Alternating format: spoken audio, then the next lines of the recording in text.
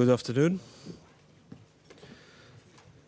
I give the floor to the President of the European Council, Mr. Rompuy. Good afternoon.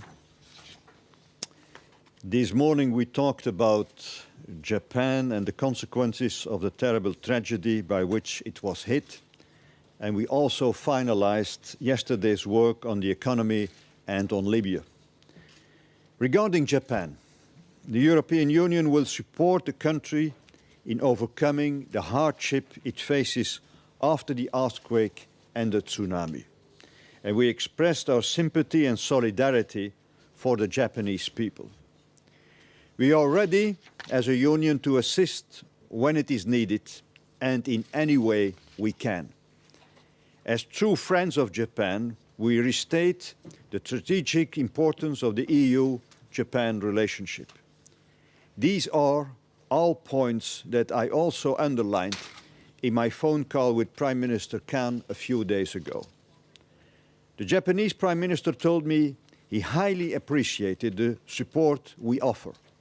He reassured me that the Japanese government is doing its utmost to resolve the situation at the Fukushima nuclear power plant and to regain power supply in affected areas. He stressed that the government will continue to work in full transparency with the European Union. As we know, the effects of the events go beyond Japan, and that's why the European Union is drawing the lessons fully. We pay close attention to the consequences for the global economy and the financial markets. And of course, there are the nuclear aspects. That is a top priority. We therefore decided that the safety of nuclear plants should be urgently reviewed in the so-called stress tests.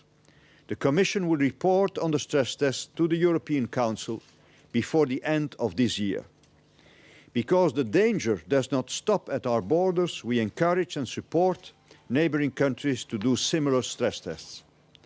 A worldwide review of nuclear plants would be best, and we ask the Commission to review existing EU rules for safety of nuclear installations and propose improvements if necessary.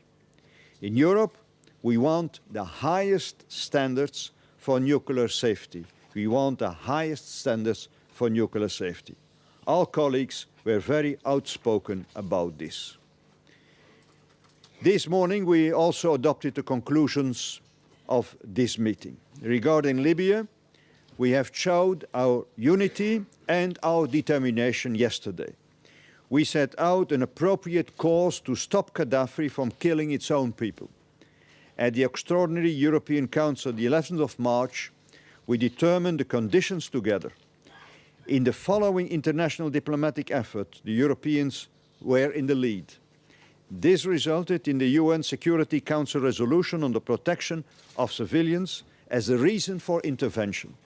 It is a historic resolution. The actions taken in conformity with the resolution, and again with the Europeans in the lead, have helped to save thousands of lives. The concrete decisions of this European Council on Libya are also very significant. Further sanctions against the regime who want to stop their income flow from oil and gas sales. More humanitarian assistance if needed, because the situation remains worrisome.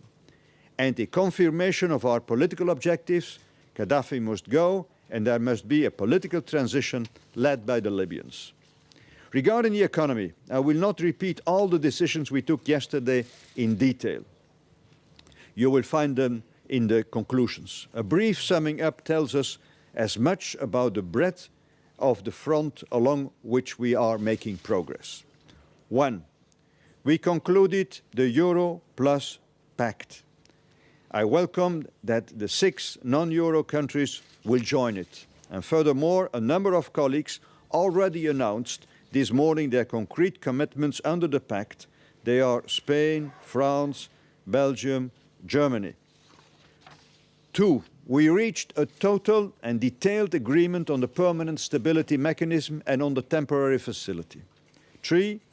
We agreed on the treaty amendment needed to give full legal certainty to the stability mechanism after the positive opinion of the European Parliament.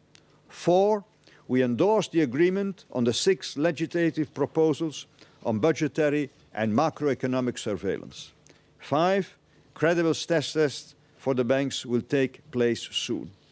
There are the main elements of our global economic package to come out of the crisis. By way of conclusion, let me just remind you that exactly 1 year ago, on the 25th of March 2010, the European Council decided to improve the economic governance in launching a task force.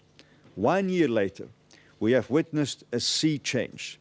In 12 months, the working of the Economic and Monetary Union and the Eurozone was fundamentally improved.